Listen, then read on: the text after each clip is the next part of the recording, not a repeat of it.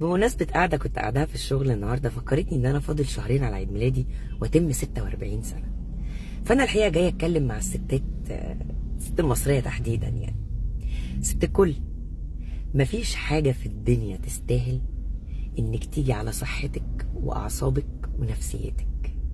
لا جوزك ولا عيالك ولا شغلك ولا حاجة تستاهل.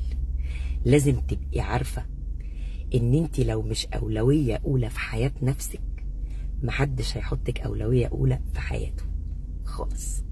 محدش هيبديكي على نفسه، فبدي نفسك على أي حاجة.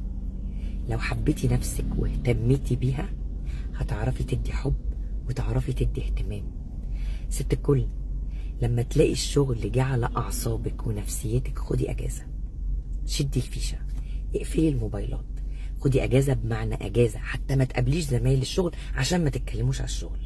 افصلي وفضي دماغك خالص عشان تقدري ترجعي تاني تدي في الشغل. الطموح حلو، محدش يقدر يقولك لأ، بس خلي الطموح على الهادي يا زبادي. الطموح ما يجيش على كل حاجة فيكي، ما يجيش عليكي، ما يهرسكيش. خلي الطموح على المقاس، حلو كده.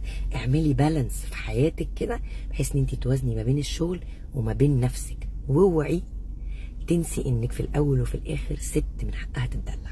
حبيبة قلبي، خرجنا من الشغل، نرمي مشاكل الشغل على باب الشغل، نروح نشوف حياتنا ونمشي فيها عادي.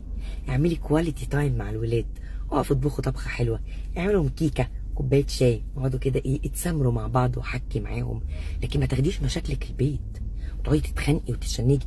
يا ستي لو خدتيها احكي معاهم عشان تبقي بتشيلي من على قلبك، وكمان بتخليهم يشيلوا معاكي ويستوعبوا.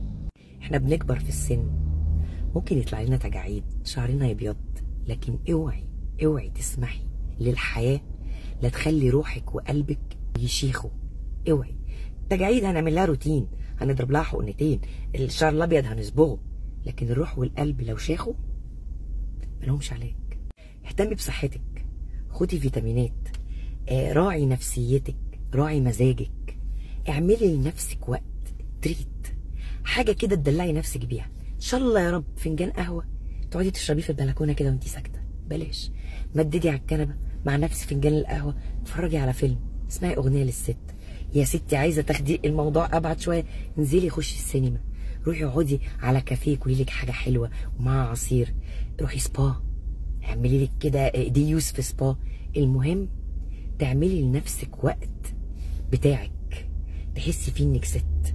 اهتمي ببشرتك، اهتمي بجسمك، اعملي باديكير ومانيكير، روقي على حالك يا ماما. وافتكري انك لو لا قدر الله وقعتي من كتر التضحيات ومن كتر ما انت جايه على نفسك، محدش هيقولك يا خبر ابيض ده احنا السبب.